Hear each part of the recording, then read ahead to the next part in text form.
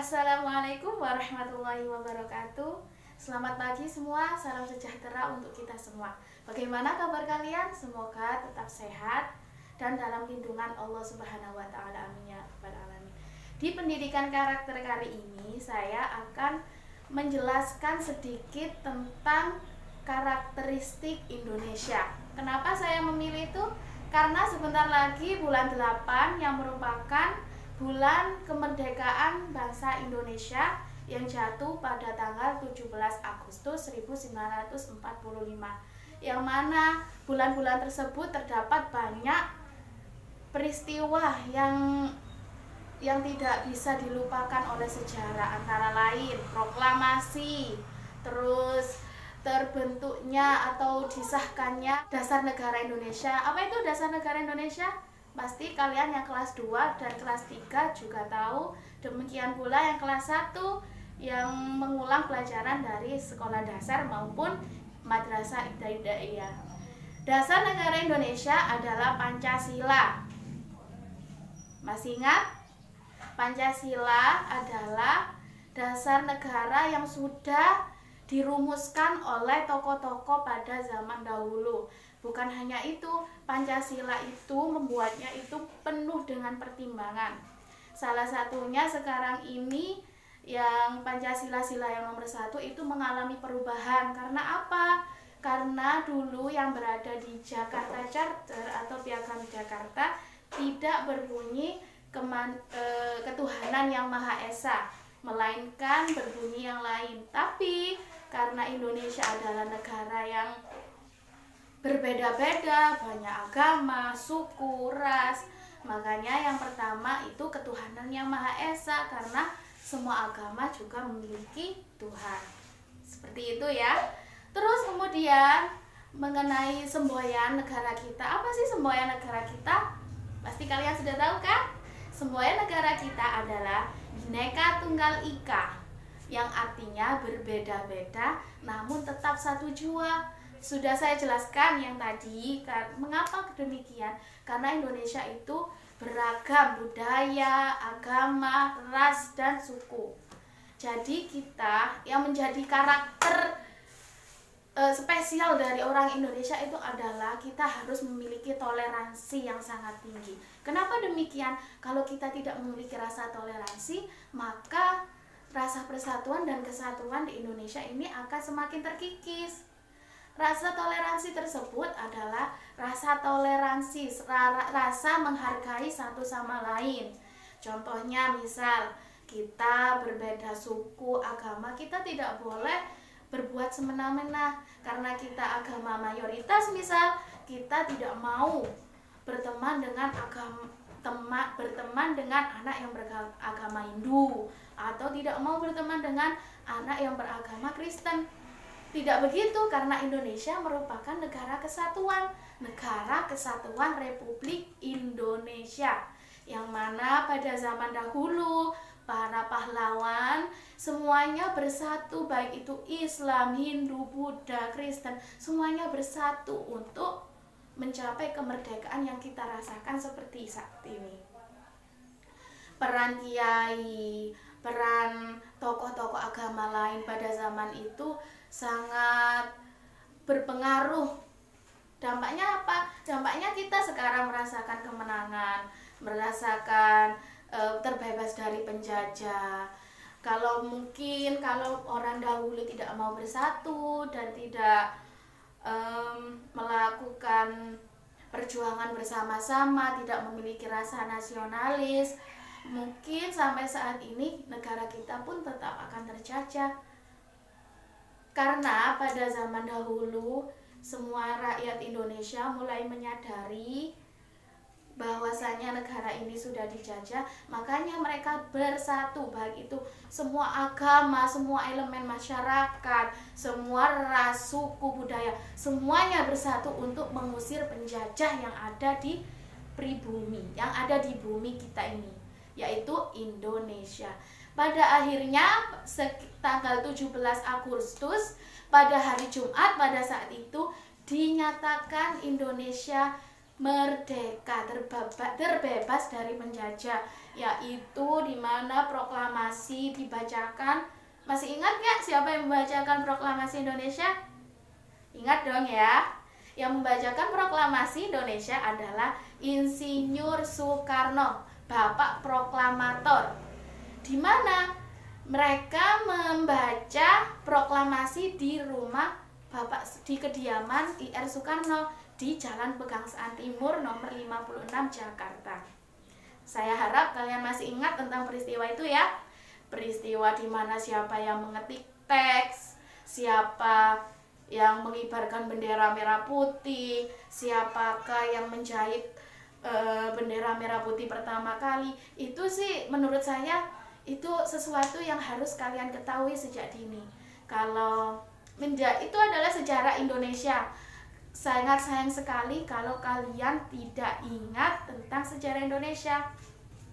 Oke, para pahlawan ini kalau tidak memiliki rasa nasionalis, kalau tidak memiliki patriotisme yang tinggi, semangat juang yang tinggi, tidak putus asa dan bersatu, mungkin sekali lagi kita tidak akan merasakan terbebasnya seperti sekarang ini. Kita bebas sekolah, mau kemana saja bebas. Lihatlah sejarah yang sudah kita pelajari pada pelajaran PKN sebelumnya, di mana rakyat Indonesia sangat menderita, dijajah oleh Belanda. Berapa tahun sih, kalian masih ingat nggak berapa tahun Indonesia dijajah oleh Belanda? Lama sekali. Berapa tahun? 350 tahun, 3,5 abad. Kemudian dilanjut lagi oleh Jepang selama 3,5 tahun. Begitu lamanya. Karena kenapa? Salah satu karakter orang Indonesia di zaman dahulu itu adalah mereka itu selalu welcome. Ngerti welcome nggak? Welcome itu gimana ya? Orang Indonesia itu terkenal ramah. Nah, mungkin karena saking ramahnya mereka tidak menyadari bahwa mulai setahun 2 tahun bangsa Eropa datang ke Indonesia yang awalnya cuma mencari rempah-rempah karena kekayaan alam Indonesia, akhirnya mereka ingin menguasai Indonesia. Bukan hanya Indonesia, semua belahan dunia pun pernah dijajah oleh bangsa Eropa. Karena rakyat Indonesia yang ramah, tamah, polos, katakan seperti itu, akhirnya mereka tidak menyadari kok, dan mereka pada zaman dahulu pun belum menyadari rasa persatuan dan kesatuan itu sangat penting untuk mengusir mereka dari. Akhirnya lama kelamaan setelah ada orang Belanda yang pernah tinggal di Indonesia, namanya Douwe Dekker. Paham nggak Douwe Dekker? Multatuli salah satunya. 4 orang yang pernah tinggal di Indonesia, mereka memiliki politik etik, yaitu mereka menginginkan timbal balik kepada warga Indonesia. Kenapa? Karena mereka itu merasa kasihan kepada rakyat Indonesia. Karena Indonesia selalu diambil sumber dayanya, sumber daya alam, baik itu sumber daya manusianya mereka ambil, tenaga, terus kekayaan alamnya. Akhirnya 4 sekawan ini, yang salah satunya Douwe Dekker ini, mengajukan politik etik kepada pihak koloni, yaitu Belanda. Sebaiknya kita juga memberikan pelajaran, umpan balik kepada bangsa Indonesia, karena mereka gak baik juga kalau selalu kita jajah. Makanya ada politik etik yang salah satunya itu pendidikan, education. Nah, education, mereka yang orang-orang terpilih, orang-orang yang terpandang pada zaman dahulu, cuma mereka yang bisa sekolah. Kalau rakyat-rakyat jelata biasa nggak bisa sekolah pada zaman Belanda terdahulu. Akhirnya orang yang sudah lulus belajar yang disaranai oleh pihak Belanda ini, mereka pikirannya terbuka mereka. Kok iso aku ki gendeng-gendengi lah, istilah Jawanya itu seperti itu ya. Iki negaraku, tapi opo aku iki kok dijajah, kok sumber daya alamku iki kok dijoko oleh mereka. Lah, dari situlah terbentuklah suatu organisasi yang dinamakan Budi Utomo. Dari situlah mereka, para pemuda-pemuda yang sudah mendapatkan pendidikan, yang awalnya mereka mendapatkan pendidikan terus langsung disuruh bekerja oleh Belanda, mereka tidak mau. Mereka ingin membangkitkan rasa nasionalis dan persatuan pada orang-orang Indonesia. Akhirnya mereka itu melalui organisasi Budi Utomo yang pertama kali organisasi berdiri Indonesia, akhirnya terbentuklah organisasi-organisasi yang lain yang bertujuan untuk membangkitkan rasa persatuan dan kesatuan orang rakyat Indonesia, khususnya para pemuda pada zaman dahulu. Lama-kelamaan karena mulailah berpikirnya itu mulai terbuka, mindsetnya mulai terbuka. Oh iya, ini negara kami yang memiliki negara ini, kekayaan alam ini punya kita, kenapa harus Belanda yang harus mengambil kita seperti itu? Kenapa harus Belanda yang mengambil hasil bumi kita? Akhirnya dari situ terbentuklah suatu genjatan senjata, perlawanan dari para rakyat Indonesia pada Belanda. Antara lain adanya perang Ambarawa, Bandung Lautan Api, terus kemudian perang-perang gerilya yang dipelopori oleh para kiai pada tokoh-tokoh pada zaman dahulu, Pangeran Antasari, Pangeran Diponegoro, Imam Bonjol, Kapten Patimura, Gajah Mada, dan lain sebagainya. Mereka bersatu untuk mengusir penjajah yang ada di bumi kita, di Indonesia kita.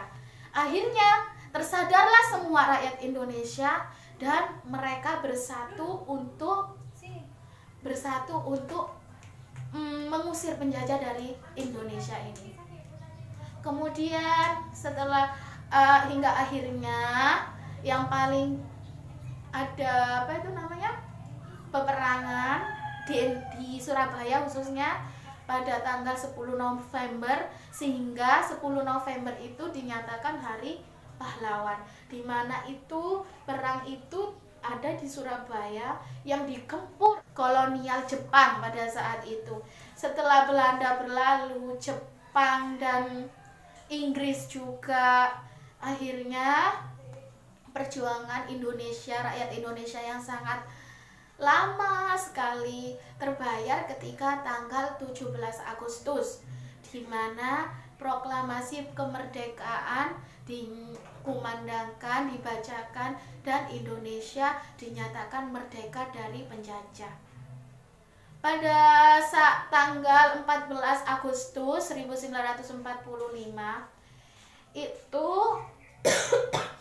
dua kota yang berada di Jepang, Nagasaki dan Hiroshima, dibom atom oleh sekutu. Sekutu ini siapa? Sekutu ini orang Inggris sama Belanda.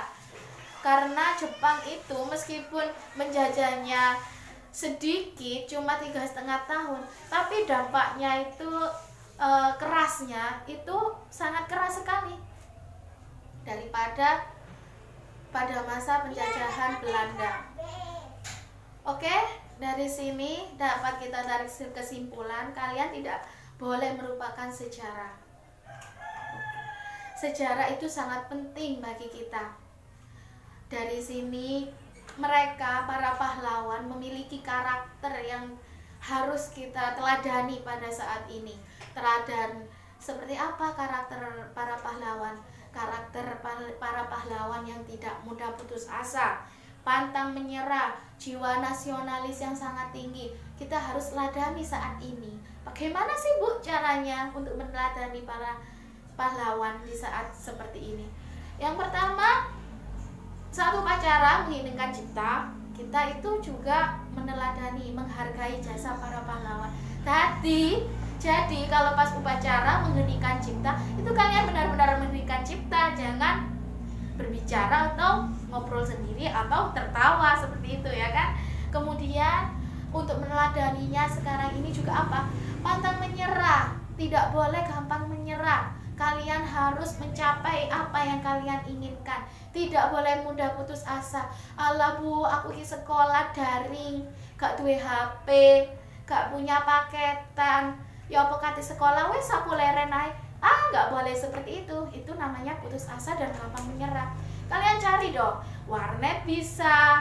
Terus kemudian kalian bisa mengerjakan di lab sekolah, bisa pinjam HP kakak, orang tua, atau siapapun kalian bisa.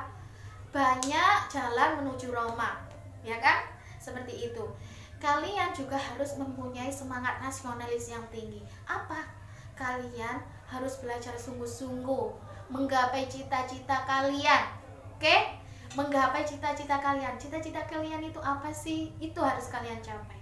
Untuk mencapainya memang ada kerikil-kerikil tajam, memang ada rintangan-rintangan yang harus kalian jalani. Tapi tetap kalian harus maju, nggak boleh mundur.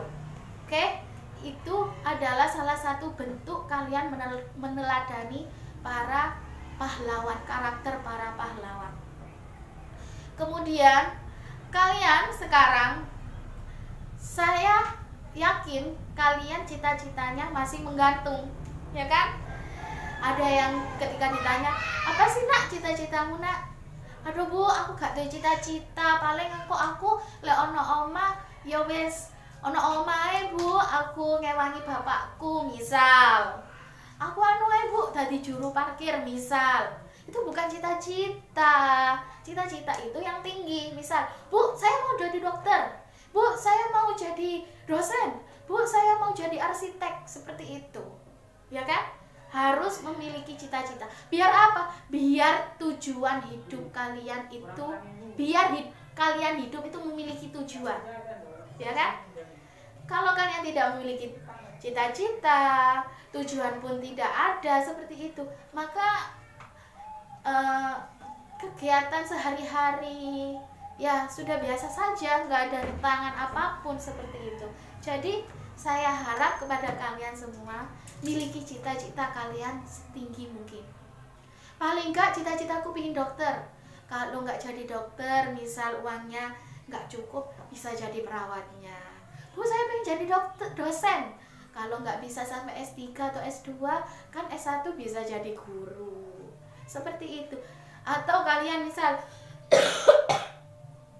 bu saya pengen jadi arsitek. Kalau nggak jadi arsitek, teknik sipil pun juga bisa. Seperti itu. Jangan cita-cita, bu saya cita-cita saya adalah ingin berguna bagi nusa dan bangsa. Berguna, memang berguna. Itu kalau cita-cita seperti itu artinya luas. Kalian jadi tukang nyabrang jalan, kalian juga menjadi juru parkir, itu pun juga berguna. Kalau nggak ada mereka juga akan tabrakan, misal seperti itu. Tapi itu bukan tujuan yang harus kalian tuju, paham nggak? Atau misal kalian, bu orang tua saya ini punya sapi 5 bu, terus saya pengen itu bu, pengen nerusin bapak saya. Terus saya tanya, terus kenapa, apa dong cita-citamu? Oh saya pengen itu mengembala sapi, saya yang bagian cari rumput. Bukan seperti itu nak. Kalau kalian seperti itu, seenggaknya di atasnya, misal saya pengen memiliki peternakan potong daging sapi, misal seperti itu. Itu adalah tujuan kalian yang sesungguhnya. Oke? Paham kan kalian tentang bagaimana cara kita untuk meneladani karakter para pahlawan? Cegak sio-sio mereka para ulama pada zaman dahulu, tokoh-tokoh nasional pada zaman dahulu yang berperang antara fisik, jiwa dan raga dipertaruhkan untuk anak, untuk cicitnya. Kita ini termasuk cicitnya ya, nenek moyang orang mereka itu berjuang seperti itu agar kita itu bisa hidup bahagia, bisa mencapai tujuan kita, tidak hanya duduk main HP, buat video TikTok dan lain sebagainya. Marilah kita isi hari kemerdekaan ini dengan meneladani karakter dan sifat-sifat beliau para pahlawan yang telah mengantarkan kita pada kemenangan. Seperti yang ada di pembukaan Undang-Undang Dasar, kita harus bersatu, berdaulat, adil dan makmur. Itu adalah salah satu itu adalah cita-cita negara kita. Bersatu, berdaulat, adil dan makmur. Yang pertama bersatu. Kita harus bersatu dong, tidak boleh terpisah-pisah. Kita harus menghargai rasa toleransi kan. Kemudian berdaulat, tidak boleh pecah belah. Adil, berbuat adil. Makmur, berdaulat, adil, makmur, dan sejahtera. Oke, seperti itu anak-anakku. Semoga apa yang saya sampaikan bermanfaat kepada kalian semua. Apabila ada kata-kata yang kurang berkenan, saya mohon maaf yang sebesar-besarnya. Oke semuanya, stay safe, stay healthy, dan wassalamualaikum warahmatullahi wabarakatuh.